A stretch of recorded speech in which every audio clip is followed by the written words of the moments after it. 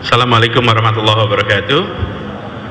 Selamat malam dan salam sejahtera untuk semuanya. Baru saja kami dari seluruh jajaran Forum Koordinasi Pimpinan Daerah Pemprov DKI Jakarta atau Forkompimda menyelesaikan pembahasan terkait dengan pembatasan sosial berskala besar yang pada hari ini kita menerima surat keputusan Menteri Kesehatan Republik Indonesia. Kita semua menyadari bahwa persoalan penyebaran COVID-19 membutuhkan kerja semua pihak untuk bisa mengendalikan penyebaran ini, karena penyebarannya dari orang ke orang. Itu sebabnya interaksi antar orang penting sekali untuk dibatasi. Malam hari ini seluruh jajaran Forkompimda ini lengkap hadir di sini. Ada Bapak Pangdam Jaya Majen TNI Eko Margiono, kemudian Pak Kapolda Metro Jaya Irjen Polisi Nana Sujana, kemudian Pangko Armada 1 Laksamana Muda TNI Muhammad Ali, Pangko Ops AU Marskal Madya TNI Khairil Lubis, Kepala Kejaksaan Tinggi DKI Jakarta Bapak Dr. Asri Agung Putra, juga bersama kita tadi hadir Kabinda DKI Jakarta Brigjen TNI Cahyono Cahya, Kasgartap 1 Jakarta Brigjen TNI Safrudin, juga dan Lantamal 3 Brigjen TNI Marinir Hermanto, dan seluruh anggota gugus tugas percepatan penanggulangan COVID-19 di DKI Jakarta. Dari pembahasan yang kita lakukan tadi, DKI Jakarta akan melaksanakan PSBB sebagaimana digariskan oleh keputusan Menteri, efektif mulai hari Jumat tanggal 10 April 2020. Secara prinsip, tadi kami sudah bahas bersama, secara prinsip selama ini DKI Jakarta sudah melaksanakan pembatasan-pembatasan itu, mulai dari seruan untuk bekerja di rumah, menghentikan kegiatan belajar mengajar di sekolah dan mengalihkannya menjadi kegiatan belajar di rumah, kemudian menghentikan kegiatan peribadatan di rumah-rumah ibadat, mengerjakan kegiatan peribadatan di rumah. Begitu juga dengan pembatasan transportasi, semuanya sudah kita lakukan selama 3 minggu terakhir ini. Jadi bagi masyarakat Jakarta yang akan nanti kita lakukan mulai tanggal 10, utamanya adalah pada komponen penegakan, karena akan disusun peraturan yang peraturan ini memiliki kekuatan mengikat kepada warga untuk mengikuti. Jadi kita berharap pembatasan nantinya bisa ditaati, sekaligus menjadi pesan bagi semua bahwa ketaatan kita untuk membatasi pergerakan, membatasi interaksi itu akan sangat mempengaruhi kemampuan kita untuk mengendalikan virus ini. Bapak Ibu sekalian yang saya hormati, ada beberapa prinsip yang nanti akan kita tegakkan di dalam pembatasan ini. Pada intinya, kegiatan belajar akan terus seperti kemarin, tidak dilakukan di sekolah tapi dilakukan di rumah. Kemudian semua fasilitas umum tutup, baik itu fasilitas umum hiburan milik pemerintah maupun tempat hiburan milik masyarakat, taman, balai pertemuan, ruang air Petra, gedung olahraga, museum, semuanya tutup. Kemudian terkait dengan kegiatan sosial budaya juga sama, kita akan membatasi itu. Pernikahan tidak dilarang, tetapi dilakukan di kantor urusan agama. Kemudian resepsi ditiadakan. Begitu juga dengan kegiatan-kegiatan perayaan lain seperti kegiatan ritual khitan, tapi perayaannya yang ditiadakan. Jakarta adalah kota pusat kegiatan perekonomian di Indonesia. Karena itu, dalam mengatur ini, kami membagi ada 3 sektor utama. Satu adalah pemerintahan. Pemerintahan terus menjalankan fungsinya.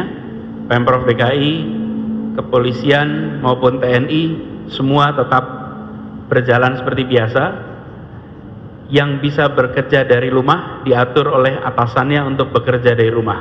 Tapi pelayanan jalan terus, karena itu tidak ada yang tutup.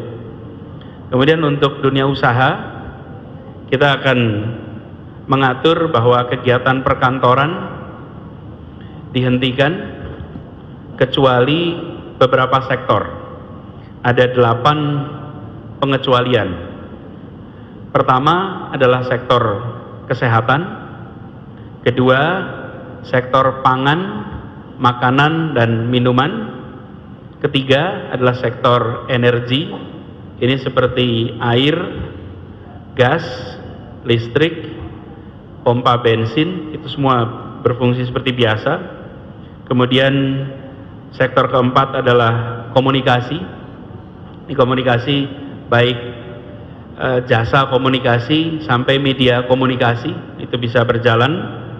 Kemudian yang kelima adalah sektor keuangan dan perbankan, termasuk pasar modal, itu semuanya berjalan seperti biasa. Kemudian kegiatan logistik, distribusi barang itu berjalan seperti biasa, jadi tidak ini dikecualikan. Lalu yang ke-7 adalah kebutuhan keseharian, retail seperti warung, toko kelontong yang memberikan kebutuhan warga itu dikecualikan. Dan yang ke-8 adalah sektor industri strategis yang ada di kawasan ibu kota. Jadi semua kegiatan yang lain akan dianjurkan untuk bekerja dari rumah, dan 8 sektor ini, sektor kesehatan misalnya, itu diizinkan untuk tetap berkegiatan, dan ini bukan saja rumah sakit atau klinik, ini termasuk industri kesehatan, seperti misalnya usaha memproduksi sabun, usaha memproduksi disinfektan. Itu sangat relevan dengan situasi sekarang, jadi tidak berhenti. Begitu juga dengan kegiatan organisasi sosial yang terkait dengan penanganan wabah COVID-19 bisa terus berkegiatan seperti biasa. Misalnya lembaga-lembaga pengelola zakat, kemudian lembaga pengelola bantuan sosial atau NGO di bidang kesehatan dan yang terkait dengan penanganan COVID itu bisa berkegiatan. Bagi sektor-sektor yang tadi dikecualikan, mereka semua harus melaksanakan kegiatan dengan mengikuti protap penanganan COVID-19. Artinya ada physical distancing, mengharuskan penggunaan masker, kemudian mengharuskan untuk ada fasilitas cuci tangan yang mudah dan melakukan cuci tangan yang rutin. Jadi protap itu dilakukan. Lalu terkait dengan transportasi umum di Jakarta akan dibatasi jumlah penumpang per kendaraan umum, akan dibatasi juga jam operasinya menjadi jam 6 pagi hingga jam 6 sore. Ini berlaku untuk semua kendaraan umum yang beroperasi di Jakarta. Kemudian yang terkait dengan tanggung jawab pemerintah, Pemprov DKI Jakarta nanti bersama juga pemerintah pusat akan menyiapkan bantuan sosial kepada warga miskin dan rentan yang terdampak atas pelaksanaan PSBB ini dan yang terdampak atas kondisi perekonomian yang turun akibat wabah COVID-19. Jadi kami di Pemprov DKI bersama dengan jajaran TNI dan kepolisian, insya Allah mulai hari Kamis yang akan datang, lusa, akan mulai memfasilitasi distribusi sembako kepada masyarakat di kawasan-kawasan padat dan masyarakat yang memiliki kebutuhan. Jadi masyarakat miskin dan rentan miskin itu semua nanti kita akan distribusikan insya Allah mulai hari Kamis yang akan datang.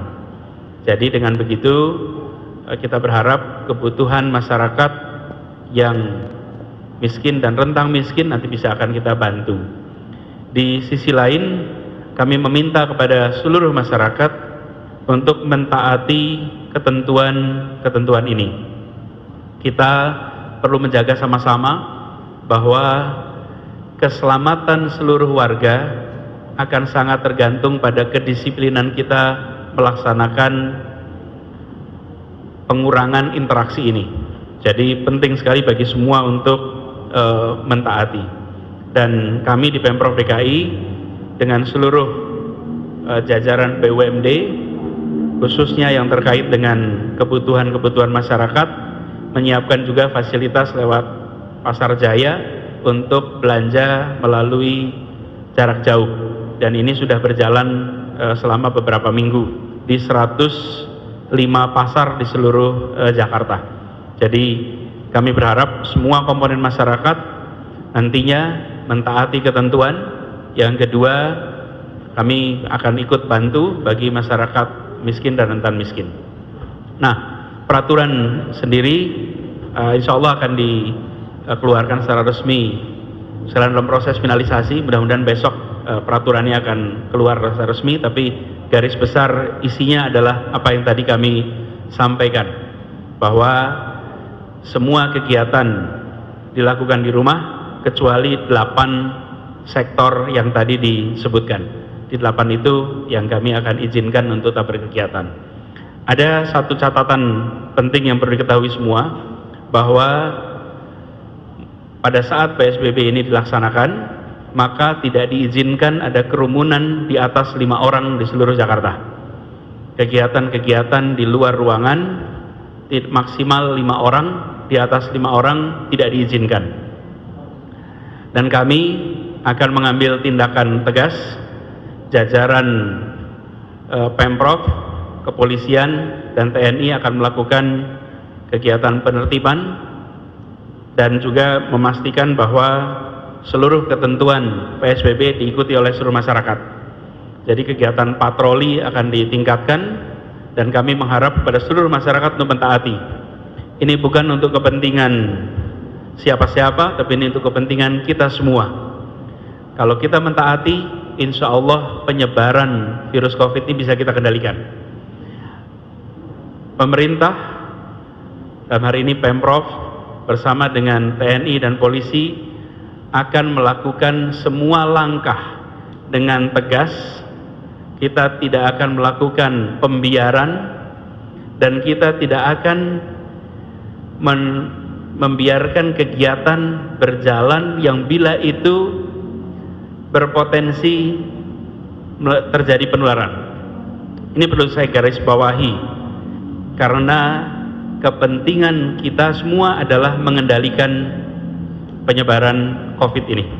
Saya berharap seluruh komponen masyarakat memahami dengan baik dan mentaati dengan sebaik-baiknya.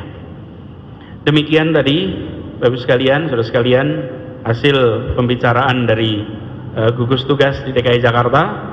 Dan kita berharap mulai hari Jumat masyarakat mentaati, dan kita akan mensosialisasikan 2 hari ke depan, hari Rabu dan Kamis. Kita akan sosialisasi secara masif seluruh aturannya secara detail, dan harapannya nanti hari Jumat kita sudah bisa laksanakan sama-sama.